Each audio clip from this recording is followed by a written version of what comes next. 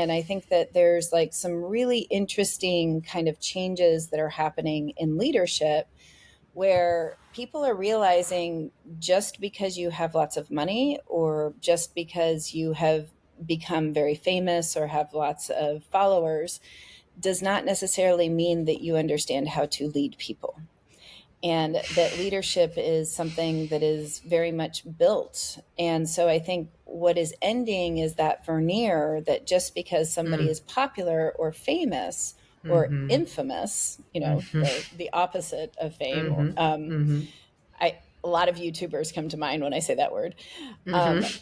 like I think that that doesn't mean that they are the leaders, and it almost reminds me. One of my very first sociology courses, I learned about this idea of leadership called the big man complex, and Mm. it was literally the big man, the one that could like beat on their chest. That's how they became the leader because they were the most loud, most Boastful. boastful, most apparent leader.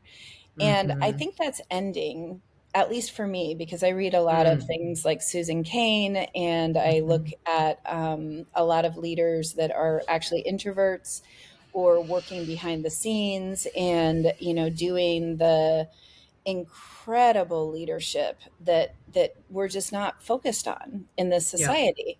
And that's the news cycle and the media cycle, and where the attention goes is definitely something that is modeled, obviously. So I wanted to, when you first asked me to do this session, I was like, you know what, there's so many people out there with a ton of hot air. That's like a big, like that's a big signal from what generation I come from. And so it's like, how do we give attention to what the type of leadership is that we would like to begin?